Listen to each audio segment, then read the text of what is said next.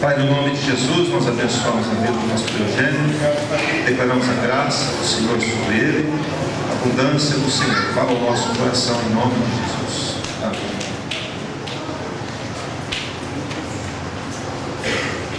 Paz do Senhor. Amém. Diga para a pessoa que está do seu lado: Jesus te ama, eu também te amo. Quantos foram abençoados nesse tempo tão gostoso de adorarmos ao Senhor? Você foi abençoado? O pastor tem falado que nós experimentaremos algo novo do Senhor, e algo que nós temos que conversar é a necessidade de intensificarmos nosso tempo de adoração na presença do Senhor.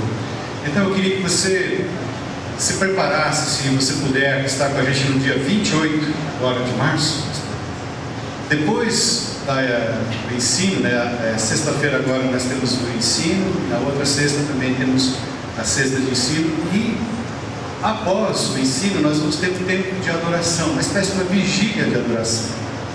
A gente já conversou um pouquinho com a pastora Sônia, com o Paulinho, vai ser aberto para toda a igreja. É claro que pessoas menores de idade devem vir acompanhadas dos seus responsáveis, né, esposas que queiram vir, venham com a anuência do seu esposo, porque nós vamos avançar um pouquinho no horário e nós não vamos ligar os instrumentos elétricos, vamos fazer tudo mais acústico. Mas o que é importante nessa reunião? Demandar um tempo adorando ao Senhor, agradecendo e pedindo graça dele na nossa vida. Nós não vamos pedir coisas naturais para nós vamos estar apenas adorando o Senhor, e se Ele nos levar a uma intercessão, a uma adoração intercessória, enfim, abertos ao Espírito Santo. Então você que está buscando, essas pessoas que vieram aqui à frente, que estão buscando algo mais de Deus, todos nós precisamos mais de Deus, essa vai ser uma boa oportunidade para você demandar um tempo sem pressa. Diga comigo, sem pressa. Sem pressa. Porque você não é apressado, só eu que sou apressado, né? A gente sempre quer uma coisa assim, tipo miojo, já está demorando muito para ficar pronto. 3 minutos, ninguém aguenta. Por isso todo mundo está gostando de miojo crocante. E é um minutinho só de ficar crocante. Sobre a sexta-feira de ensino, nós estamos ministrando um curso que fala o meu lugar no corpo de Cristo, identificando meu dom ministerial. Quantos aqui querem trabalhar no Senhor? Levanta a mão assim. Se a pessoa que está do seu lado não levantou a mão, você está autorizado a dar um beliscão nele. Pode deixar roxo. Porque crente que não trabalha, dá trabalho. Eu aprendi muito cedo que aquele que não vive para servir, não serve para... Uau, né? Então, esse curso é um curso que traz alguma clareza, começa a clarear, né, nossa inserção no corpo de Cristo, como nós devemos agir para entender o nosso dom, e aí apresenta uma lista de mais ou menos 40 possibilidades de servir a Deus de todo o coração. Mas diga comigo, de todo o coração. De todo o coração. Esse é o segredo. Amém? Um dos meus autores da Bíblia prediletos, eu gosto de toda a Bíblia, eu gosto de toda a palavra de Deus, mas eu tenho um especial carinho pelo apóstolo João, pelo evangelista João, pelo discípulo João, pelo profeta João, e eu gosto de me deter naquilo que ele escreve, porque tenho a impressão que ele teve uma convivência um pouco mais chegada com Jesus. Ele é conhecido como o apóstolo que reclinava-se no peito de Jesus. Que coisa boa! Quando alguém tinha alguma dificuldade de acesso a Jesus, procurava por João, porque João era muito chegado a Jesus. E é interessante quando João escreve o seu evangelho, né? Nós temos Mateus, Marcos, Lucas e João. É interessante, e João. São conhecidos os 3 primeiros evangelhos como evangelhos sinóticos, né? Quem vai um dia estudar um pouquinho sobre o Novo Testamento vai vai se deparar com essa expressão, evangelhos sinóticos. São evangelhos que relatam de alguma maneira os mesmos fatos, alguns fatos diferenciados entre si, mas eles têm uma certa cronologia, uma certa forma de dirigir o texto, que são muito parecidos. Então Mateus, Marcos e Lucas são chamados de evangelhos sinóticos. Mas tem o evangelho de João, que é todo diferente. Ele já começa, no primeiro capítulo falando: no princípio era o Verbo, e o Verbo estava com Deus, e o Verbo era Deus. Ele já dá um enfoque diferenciado sobre quem era Jesus. E há alguns textos exclusivos, boa parte de João é exclusiva de João. E João está talvez a síntese da Bíblia. João 3,16. Quem lembra de qual?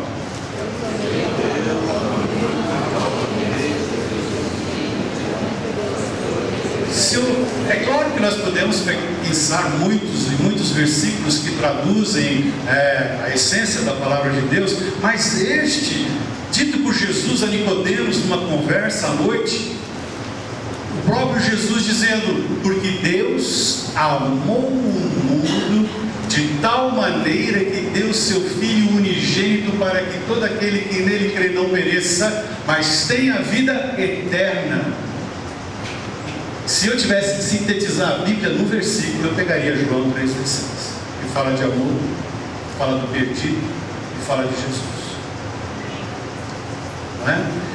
É também exclusivo de João aqueles capítulos 13, 14, 15, 16 e 17, que Jesus reparte ali às vésperas da sua crucificação. Jesus reparte alguns dos seus anseios.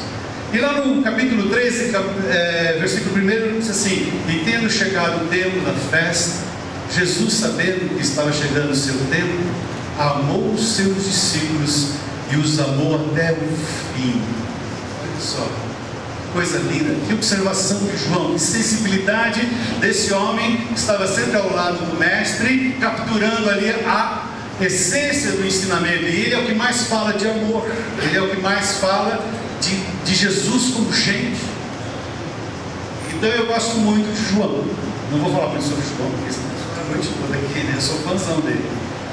É João que, quando Jesus é preso e arrastado ali para a casa do sumo sacerdote, um discípulo entra com Jesus na casa de Anás. Quem é esse discípulo? João era amigo de Anás.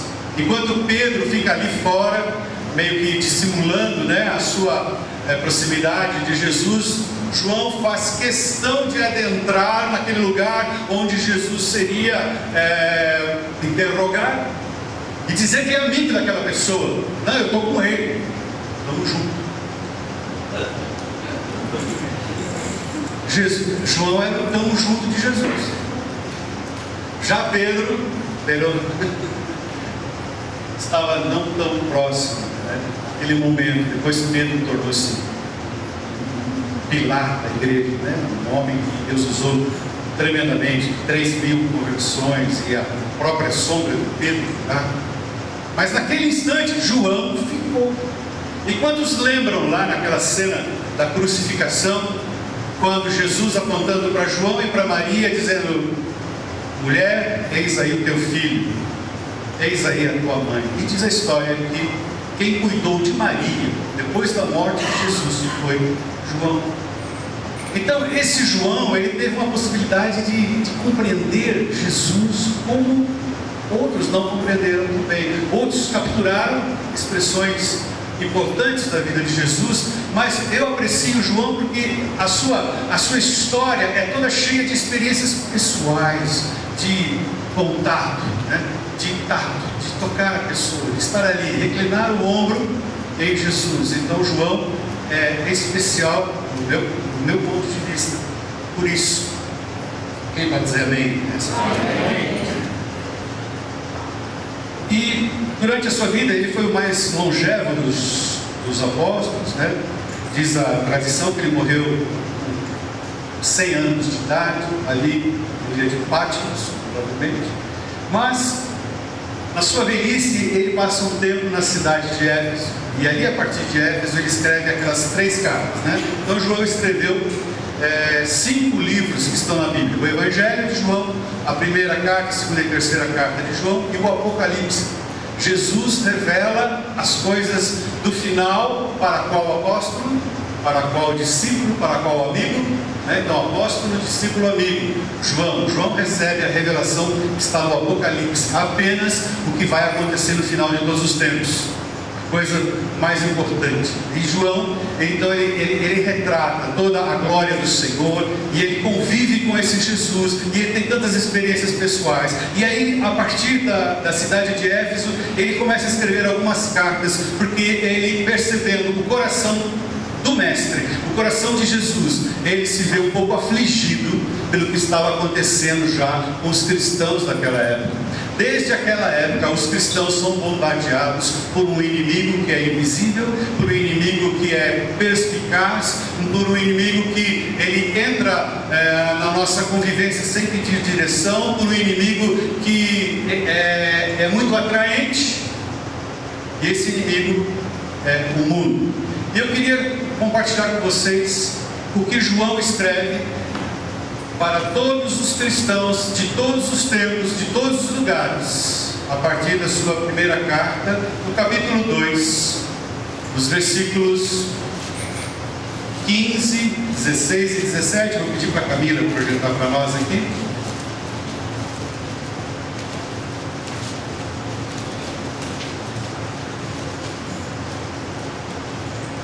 Você quer ler comigo o que está projetado, por gentileza? Vamos lá? Não ameis o mundo. Vamos de novo essa primeira frase. Não ameis o mundo. Você pode dizer para a pessoa que está do seu lado? Presta atenção aí. Dá uma cotoveladinha básica. Sabe o que eu tive de cotovelada básica? Diz assim: não ameis o mundo, nem as... Não está falando de gente aqui, pessoal? Não, né? Porque o próprio Jesus disse: porque Deus amou o mundo de tal maneira. E ele está falando do mundo coisas? Não, está falando do mundo pessoas. Deus amou as pessoas. Viu comigo? Deus amou as pessoas. Agora aqui João está tratando do seguinte assunto: não ameis o mundo, nem as coisas que há no mundo. Comigo, leia. Se alguém amar o mundo, o amor do Pai não está nele. Versículo 16. Vejam lá. Pois tudo... Diga comigo, tudo. O que significa tudo? Algumas coisas? Não, mas tudo que há no mundo. Continuando: a concupiscência da carne, a concupiscência dos olhos e a soberba da vida não é do Pai, mas o mundo. Versículo 17. Ora, o mundo e a sua, mas aquele, a vontade de Deus permanece para sempre. Quem quer fazer a vontade de Deus? Bem? Então João, escrevendo a partir de Éfeso, quem lembra o que acontecia em Éfeso? Éfeso era talvez a mais cosmopolita da cidade, juntamente com Corinto, juntamente com Roma, obviamente. Mas ali naquela região da hoje Turquia, Éfeso era extremamente importante, porque era um porto de acesso ao Oriente mais interno, e ali havia um rio, hoje é Sucar, mas era um lugar extremamente rico, calçadas de mármore, colunas de mármore. Alguns irmãos aqui devem ter estado ali nas ruínas de Éfeso e perceberam que ali, para vocês terem uma ideia, foi construído o primeiro shopping center. Havia uma grande praça ali com calçamento de mármore, e as pessoas tinham as lojas ali, né, perto do Coliseu, etc. Então João já sentia que alguma coisa iria pegar de maneira especial a vida dos novos cristãos, e que dirá dos cristãos de hoje.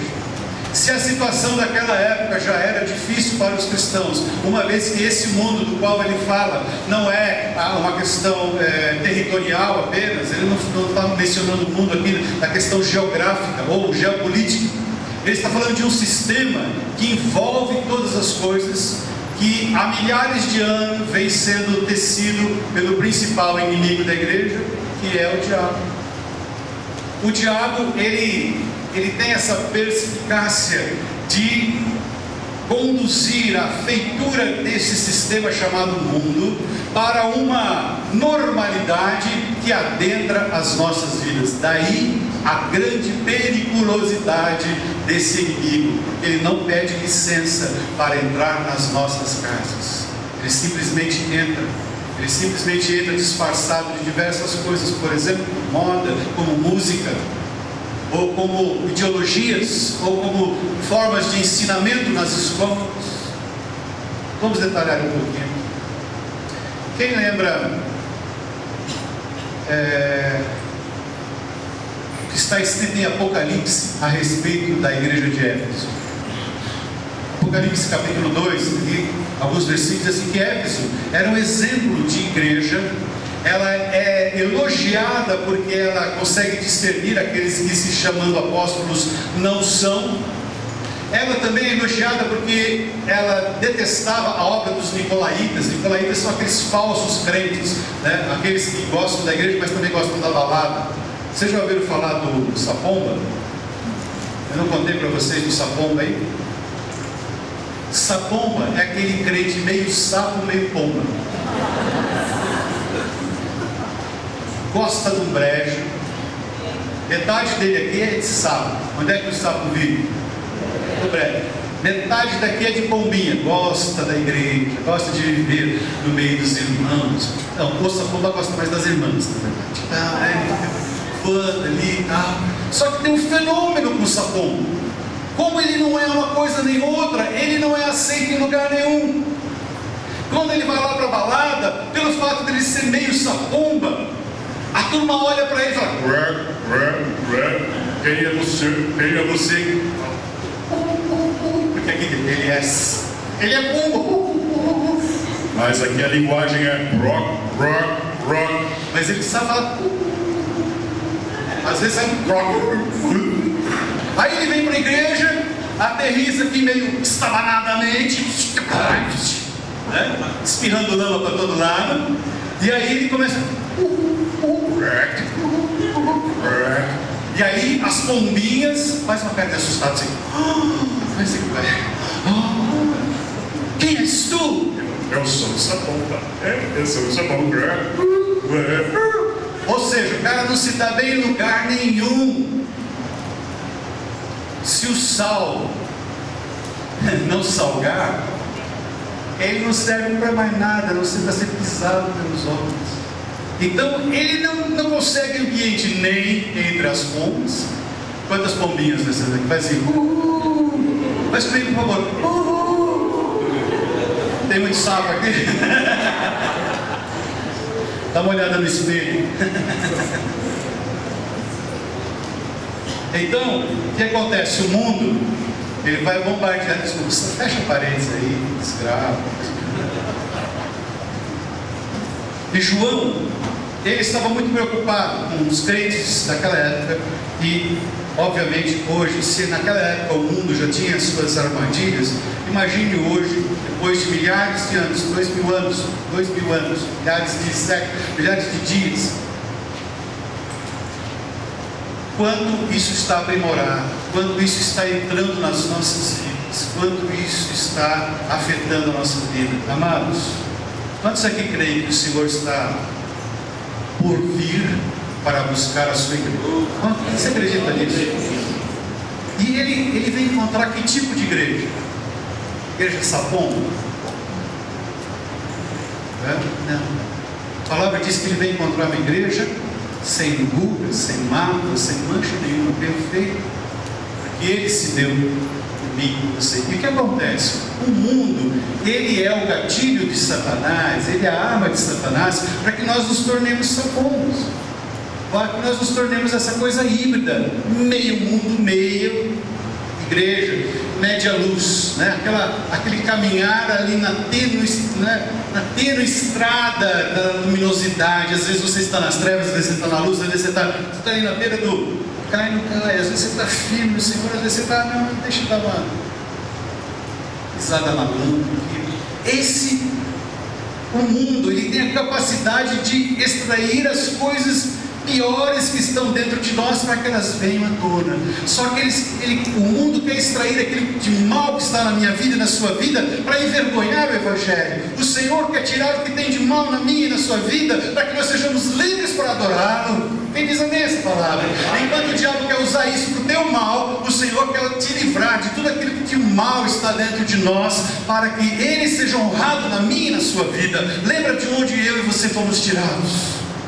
Lembra de onde estávamos antes de conhecer o Senhor? Veja como nós estávamos atolados. E o Senhor nos restaura, o Senhor nos tira desse lamaçal, nos lava, nos dá roupa nova, e nós caminhamos em santidade na presença dEle. Agora, o que o mundo quer fazer? Quer que eu e você voltemos àquelas circunstâncias anteriores, aquelas situações anteriores, e vivamos uma vida mesclada. Eu não estou falando aqui da gente ser chato, da gente não ter prazer em ir ao Outback, né? Por exemplo, vai ter tanto para quem vai estar ajudando.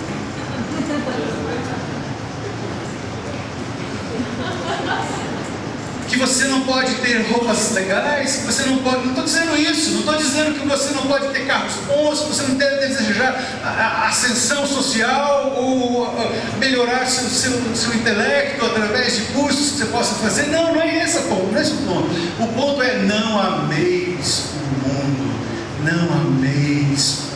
Você pode, pastor Wellington tem pregado aqui sobre a conquista dos 7 montes. Vamos conquistar todos esses montes. Quem diz amém? Amém. Só que nós não vamos amar nenhum deles. Amém. Nós não podemos, por isso que a gente não conquistou ainda, porque a gente ainda ama muito a fama, a gente ama muito as coisas que dão prazer, a gente ama muito a aparência, a gente ama muito o parecer estar bem. E enquanto nós amarmos muito isso tudo, Deus não vai permitir que a gente conquiste nada, porque é chegar lá e quanto mais alto, maior quanto mais você acende, você coloca a sua alma naquilo, sua vida naquilo, aquilo é teu tesouro, teu coração está ali, é dali que você vai cair para um tombo muito alto. Mas se você chegar lá consciente que você chegou para a glória de Deus, que foi Deus que te levou lá, que o Senhor te colocou ali, para que muitas e muitas vidas sejam alcançadas, aí você não cai, aí você é firmado, como o pastor leu hoje cedo, Isaías capítulo 2, lembra, pastor Marcos? Diz que a palavra que o cume da casa do Senhor será colocado sobre todos os montes. Então, esses montes todos a serem construídos têm um cume extra, que é o cume da casa, da presença do santo monte do Senhor. É dali que flui todo o poder, é dali que flui toda a graça, é dali que flui toda a unção. Quem pode dizer amém? Amém. Amém. Então, eu quero estar nesse monte, quero conquistar todos os montes, mas para conquistar esses montes eu tenho que estar naquele monte chamado Monte Santo. Diga comigo, Monte Santo. Porque é esse que vai prevalecer. Quem diz amém? Amém. Então, João, você pode colocar o próximo slide? Ele pontua de forma muito expressiva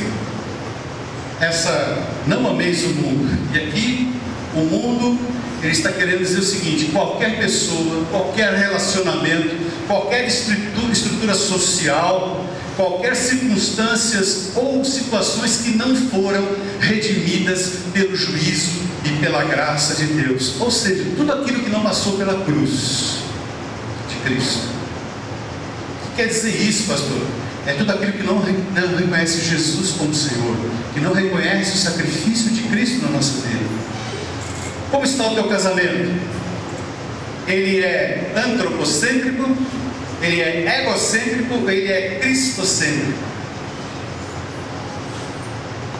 E tudo isso, né, pastor? Quanta palavra. Ou seja, o seu casamento, ele existe para quê? Para que você seja feliz? Alguém diz: não, eu casei para dar felicidade. Faz assim, só o Senhor pode nos completar. Quem diz amém? Amém. Então, se o teu casamento não passou pela cruz, se o teu casamento não glorifica Jesus, o teu casamento é um casamento mundano. Desculpa, ficou forte? é mundano, porque ele está abastecendo a si próprio, está o cachorro comendo o rabo, correndo em volta do rabo, ele não está produzindo nada que seja significativo. Mas quando você traz o Senhor para dentro da sua união, as coisas começam a ser eternas. Diga comigo, eterno. Porque os valores de Deus são eternos. Os valores de Deus são eternos.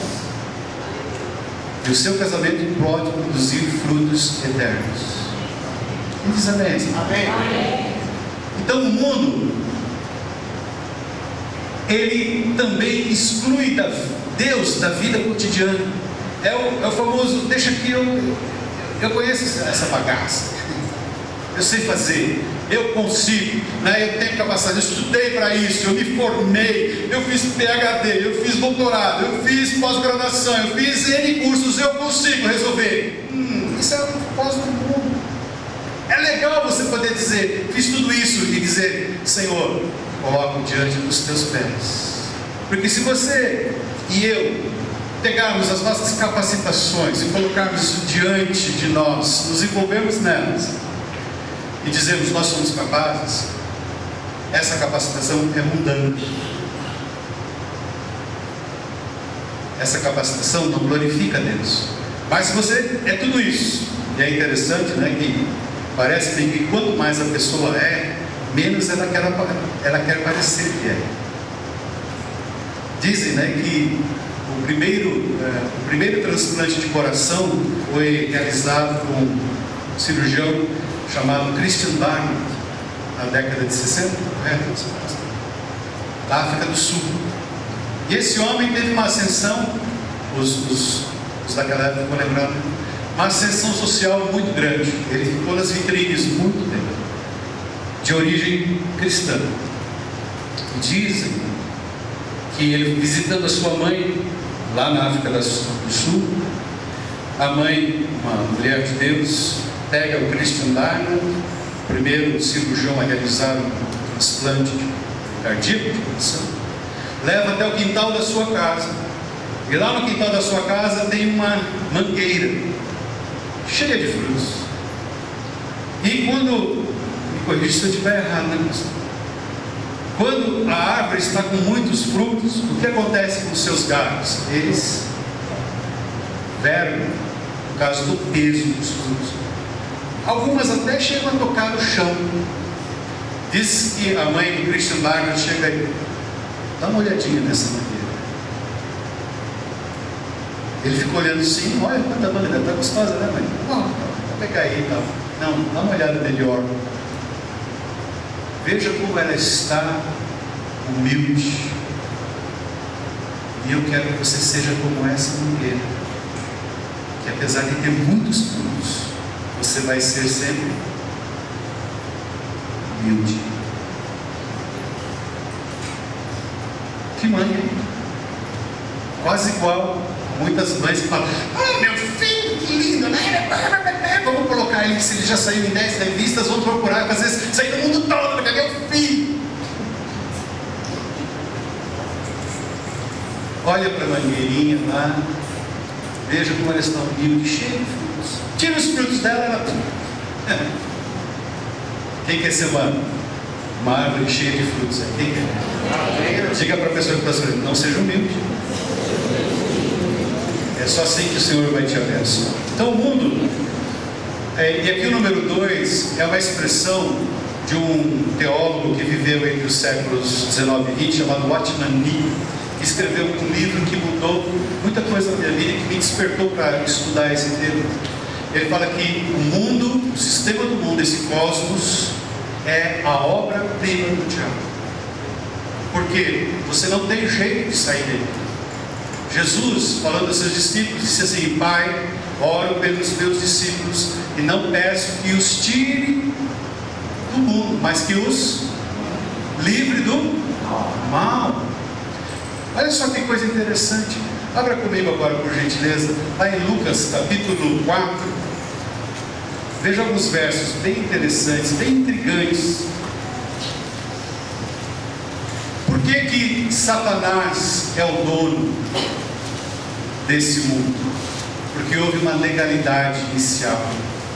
O homem quando desobedece a Deus, o homem quando vira seu rosto para o Senhor, aquilo que era para que ele dominasse, agora cai nas mãos do seu próprio inimigo. Veja só que interessante, intrigante, este texto de Lucas, capítulo 4, quando Jesus está sendo tentado pelo inimigo, e aqui em Lucas há uma expressão muito interessante, 5 a 8.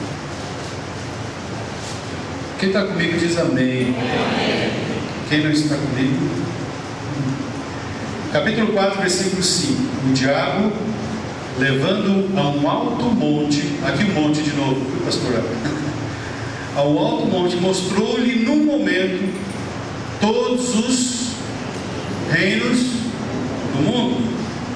E disse-lhe o diabo: dar-te-ei toda esta autoridade e a glória destes reinos, pois a mim me foi entregue, e a dou a quem eu. Uau! Continua lendo. Portanto, se me adorares, tudo será teu. Jesus lhe respondeu: está escrito: adorarás ao Senhor teu Deus, e só a Ele servirás. Sempre que eu leio, eu falo: por que Jesus não diz assim? Isso é mentiroso, cara. Isso aí não é teu, não. Isso não pertence para você, não. Quem te disse que isso é teu? Jesus não discute essa questão. Ele discute a outra questão. Somente ao Senhor teu Deus adorarás, e só Ele servirás. Duas palavras gregas, proskuneo e a outra esqueci. Mas servir e prostrar. Essas duas palavras são a síntese da adoração. Adoração significa prostrar-se diante do Senhor, servir ao Senhor. Outra é atreia. Atreia, outra palavra. Então Jesus não discute a questão da posse do mundo, da glória do mundo, da autoridade sobre o mundo, mas ele discute sim a quem se deve adorar, apenas ao Senhor. Quem diz amém? Vai comigo agora em Apocalipse, capítulo 11, veja lá. Que as coisas não serão sempre assim, porque aquilo que é do Senhor voltará à mão do Senhor. Então parece-nos que por algum tempo esse sistema está sob esse domínio, mas haverá um tempo de libertação sobre esse sistema, haverá um tempo de livramento sobre esse sistema. Veja lá que está escrito em Apocalipse capítulo 11, versículo 15, diz assim: o sétimo anjo tocou a sua trombeta. A sétima trombeta é a última trombeta do Senhor, final dos tempos. E houve no céu grandes vozes que diziam, o que elas diziam? Os reinos do mundo vieram a ser de quem? Do nosso Senhor e do seu Cristo, e Ele reinará para sempre. Então haverá um momento que essa situação será alternada, e obviamente estará a igreja agindo nesse sistema. Isso é muito importante para mim e para você, amados. Porque na medida que nós entendemos que existe esse inimigo, e que é um inimigo invisível, sutil, você liga a televisão, você está em contato direto com ele, até nas redes chamadas evangélicas. É a forma de vestir, a forma de falar, as músicas que você tem que ouvir, né? O que você deve comprar, como você deve falar, a sua forma de falar com as pessoas. Se você não falar do jeito XY, você vai ser rejeitado pela tua turma, numa sociedade cada vez mais fragmentada, numa sociedade cada vez mais tribal. Isso tudo produto do quê? Do trabalho desse mundo, afastando-nos de Deus, afastando-nos da graça do Senhor. E segundo João, esse mundo tem 3 pilares. Eu queria passar rapidamente sobre esses 3 pilares, para nós orarmos. Dê uma olhada lá. Primeiro pilar, ou primeiro tentáculo, ou a primeira forma que esse mundo vai trabalhar nas nossas vidas de maneira intensa, é usando a concupiscência dos olhos. Deixa eu ler para vocês aqui na versão King James, esse mesmo texto. Ele tem umas expressões bem legais a respeito desse versículo propriamente dito, que fala que a concupiscência dos olhos, a concupiscência da carne e a soberba da vida, né? Isso tudo é propriedade do inimigo. Mas olha só como esta tradução aborda este assunto. Interessante. Vai comigo lá em 1 João de novo, capítulo 2. Veja lá nos versículos 15 em diante. Eu vou ler para vocês na versão King James. Não ameis o mundo, nem o que nele existe. Se alguém ama o mundo, o amor do Pai não está nele. Pois tudo o que há no mundo, tudo correto, as paixões da carne, a cobiça dos olhos e a ostentação dos bens não provém do Pai, mas do mundo. Ora, o mundo passa, assim como a sua volúpia. Entretanto, aquele que faz a vontade de Deus permanece eternamente. Será que eu estou conseguindo comunicar para você que aqui não está se dizendo para não se ter os bens, para não usufruir das coisas que estão aí disponíveis? Aqui está bastante claro no texto, é para nós não amarmos. Amar significa desejar demais, significa fazer daquela situação imprescindível para a sua vida. Então, se há algo neste mundo que é imprescindível para a sua vida, você está amando essa coisa. Vamos pedir a Deus que traga uma revelação maior, né, daquilo que Ele quer mostrar. Pensando sempre o quê?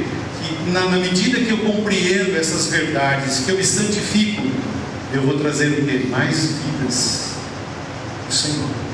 Nosso objetivo é ganhar almas e trazê-las para um lugar saudável, trazer para um lugar onde ela é curada, ela é cuidada, como é esta casa. Quem vai dizer amém? Agora, eu como cristão preciso ficar antenado para não ser seduzido por todas estas coisas que nos envolvem. Se naquela época de João já havia esse perigo, hoje, diante das facilidades tecnológicas, esse perigo aumenta ainda mais, né? Tecnologia levando as pessoas a ter um comportamento de alienação, a busca do alto prazer e etc. Outro pilar, então os pilares são esses: concupiscência da carne, concupiscência dos olhos e soberba da vida. O que seria a concupiscência da carne? Por favor, vamos passar rapidamente. A vida dominada pelos desejos. Quem já viu criança no supermercado ou no shopping? Eu quero.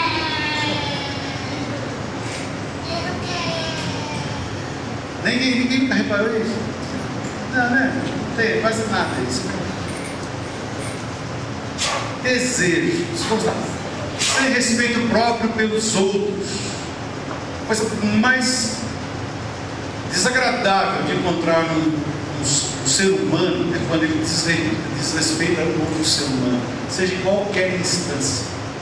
Ele pode ser o dono, na verdade, mas ele não tem o direito de desrespeitar a outra pessoa. Quem pode dizer amém? Diga para a pessoa que está do seu lado: evangelho é respeito pelo próximo. Então, a concupiscência da carne é o egoísmo ativando a busca do prazer. Eu e eu fazemos a melhor dupla do planeta, e desde que me dê prazer, eu vou atrás daquele negócio. Eu quero aquilo. Usa pessoas como coisas. Você nunca lidou com gente assim, que para subir precisa pisar nos outros, que para se sentir bem tem que humilhar os outros. Você já lidou com gente assim? É quase subhumano isso. Existe gente assim que humilha outras pessoas, que usa outras pessoas para galgar situações, galgar até às vezes por prazer de humilhar. É horrível isso. Que o Senhor nos livre disso. Usa pessoas como coisas, a autossatisfação a qualquer custo. Se vai me satisfazer, eu vou lidar com isso. Então essa é a concupiscência da carne. Como é que é a concupiscência dos olhos? O que vê, deseja. Certa vez nós, Wanda e eu, cuidamos de um grupo de familiar, cuja maioria ali era de pessoas sozinhas, irmãs sozinhas. E havia uma delas que, quando se sentia assim meio deprimida, ela comprava uma coisinha, um chocolatinho, um lencinho. Aí você abria a carteira dela, ela tinha um elenco ali de cartões de crédito. todas as lojas de Campinas que você imagina. A loja que dava cartão de crédito, ela tinha um. Você não é assim, né? Você só tem um cartãozinho de crédito como eu. Eu me lembro, comigo aconteceu, gente. Você sabe que é ser gerente de suprimentos numa empresa de engenharia, ter um bom salário, e chegar o seu 13º, e você tem que ir lá na credit card, o seu 13º inteirinho, ficar zerado, para se livrar daquela dívida maldita, de juros absurdos. Aconteceu comigo faz uns 20 e poucos anos em São Paulo. Tive que pegar o 13º inteirinho, chegar lá e quitar a minha dívida. Espero que nunca aconteça com você. E essa irmã, ela entrou numa dívida louca, começou a fazer uso de agiotas, a juros básicos de 15% ao mês, coisa tipo assim. E ela tinha uma dívida impagável e tal. Aí eu fui ajudar ela a negociar, fui ajudar ela a ver as coisas. Mas eu falei, irmã, você quer tomar uma posição de fé mesmo? Eu falei, não quero, pastor. Então, dá seus cartões. E aí, um por um, a gente... Ela, esse não. Esse eu compro chocolate. Não, esse não tinha um problema assim. Não, esse não eu compro meu perfuminho. Não, esse não. Um por um. Essa irmã se submeteu a essa disciplina e ela foi livre e começou então a ajustar as suas finanças, né? O que vê, desejo, compromisso com o que é aparente, a ostentação do espetáculo da vaidade. Né? Não tenho tempo de parar um pouco. Tenta encher o vazio do coração com coisas que se pode comprar. Era o caso dessa irmã. Deu uma tristezinha, compra alguma coisinha. Você não é assim. Fala para a pessoa que está falando, você não é assim. Você falou tão baixinho que deu dúvida, viu? Enfim, a concupiscência dos olhos deseja sempre mais. Irmãos, é sabido que os homens têm uma fraqueza que vem a partir do olhar. Se as mulheres têm uma fraqueza a partir do ouvir, né? Por isso está cheio de mulher bonita casada com feio, homem feio, porque ele soube dizer a coisa certa na hora certa. E ela, esse é o homem da minha vida. Mas na verdade o chaveco dele funcionou bem. Mas os homens, eles são traídos pelo olhar. E é uma tristeza a gente perceber que essa faculdade agora também está passando para as mulheres. As mulheres também estão gostando de ver. Olha, que homem bonito, olha.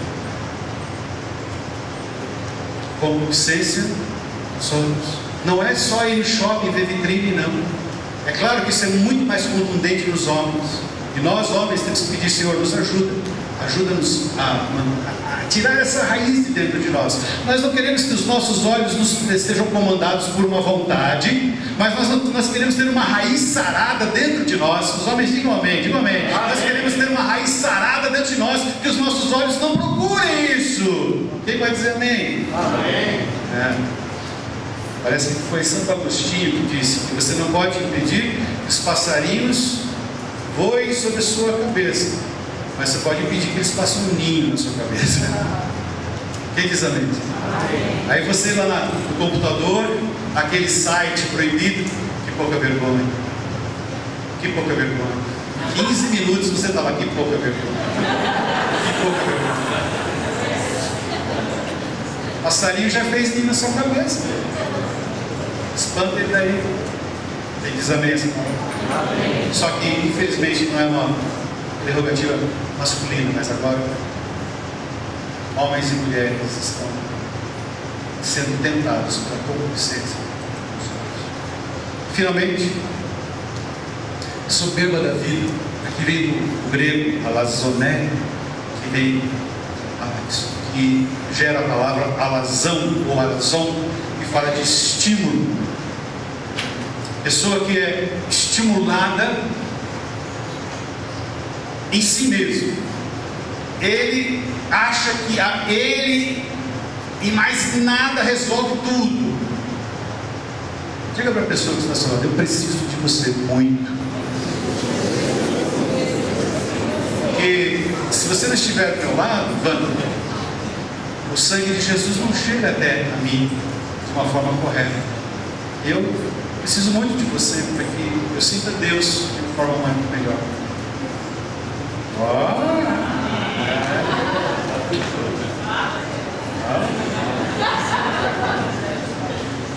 É claro que eu preciso muito mais dela, porque ela é minha esposa, minha companheira, 40 anos.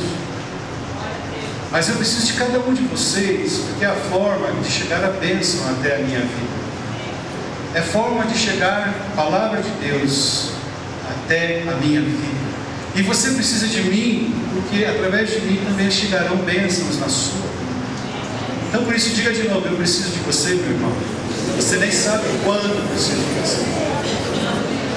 Bem, a soberba da vida é o autoengrandecimento defensivo, autoexplicativo, e é um narcótico, é um anestésico da alma.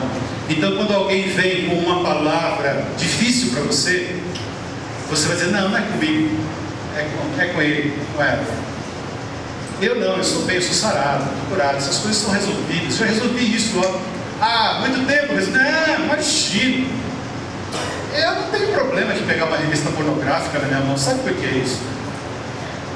Isso aí é coisa pra gente fraca e tal. Eu posso ver qualquer coisa, eu posso ver qualquer coisa, eu posso sentir qualquer coisa, porque eu sou saradaço. Vai nessa. Quando você perceber, você está o maior sapomba da brasa, totalmente lambecado por baixo, e na medida do possível vive por cima. Quem diz amém? Agora diga comigo, a esperança, aleluia! Diga comigo, a esperança! E essa esperança está então na igreja. Põe a igreja. Próximo slide. Eclesia, olha só, eu amo essa palavra.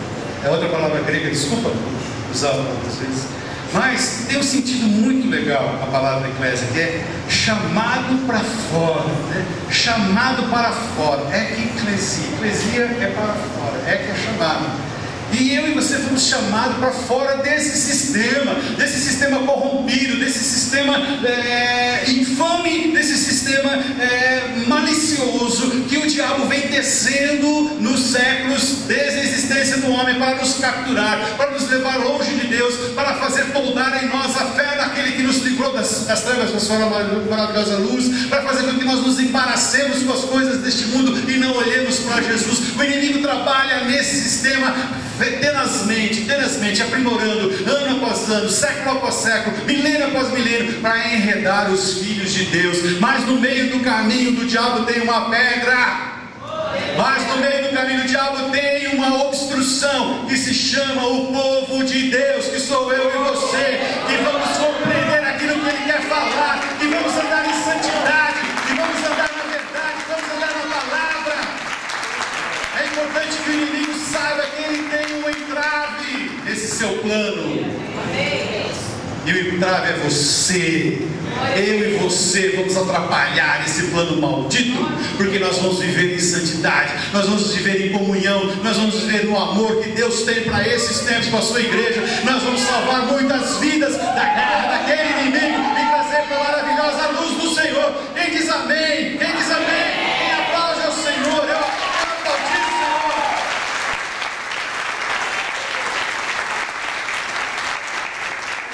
Porque se o diabo tem um plano muito eficiente, o nosso Jesus tem um sangue eficaz.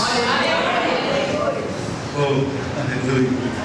Se o diabo é inteligente, sagaz, perspicaz, nós temos aquele que conhece todas as coisas, aquele que é sobre todos, aquele que vive e reina para todos sempre, e que quer levantar a minha vida e a sua vida para brilhar nesse mundo de trevas, para sermos um bom perfume de Cristo nesse lugar, para carregarmos a boa semente e para profetizar nos corações.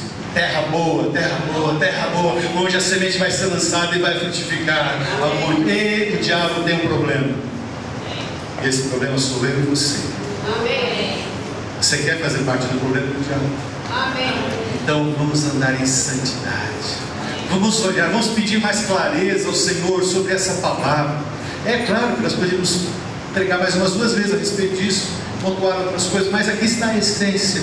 Esse é um sistema, esse mundo, esse sistema do qual nós não podemos sair, mas podemos agir no meio dele, para que as coisas sejam diferentes.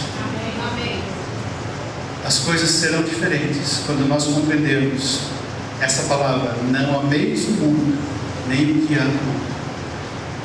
Nessa noite, eu queria fazer duas coisas. Primeiro, que nós pedíssemos perdão ao Senhor se em alguma maneira nós temos amado esse mundo. É claro que isso vai de uma reflexão pessoal. Se você tem sido traído ou enredado por algumas dessas características da concupiscência da carne, da concupiscência dos olhos ou da soberba da vida, se o inimigo tem prevalecido na sua vida em algumas dessas áreas, vamos pedir perdão ao Senhor e vamos pedir que Ele nos ajude a vencer, que Ele nos capacite a vencer. E lá em Romanos capítulo 8 diz assim, que o Espírito de Deus nos ajuda nas nossas fraquezas, porque nós não sabemos orar como convém, mas o Espírito Santo clama: Abba, Pai, com gemidos inexprimíveis. Ele está intercedendo por mim e por você nessa hora. Nessa hora, o Espírito Santo está diante de Deus, sondando o meu coração, e está trazendo diante de Deus: Pai, esse teu filho, ele deseja, essa tua filha deseja, esse teu filho deseja andar na tua presença, quer se fazer parte daquela igreja verdadeira, daquela igreja vitoriosa. Ajuda o teu filhinho, ajuda o teu filhinho. Quantos querem? Você não precisa levantar a mão, não vamos levantar as mãos agora. Baixa a sua cabeça, pedir o teclado, os músicos que pudessem ministrar uma canção, e vamos empreender um tempo revendo o que nós falamos aqui, que há 2000 anos atrás João escreveu para todos os cristãos daquela época, e essa mensagem de João chega até os nossos dias. E esse sistema que João diz que não é de Deus, e que quem amar a esse sistema não tem o amor do Pai, esse sistema tem sido aprimorado pelo nosso inimigo durante os séculos, e chega até nós quase que uma peça perfeita. Mas neste dia nós entendemos, ainda não na sua profundidade total, mas entendemos no principal, que como igreja nós nos levantaremos em santidade, buscando a presença do Senhor.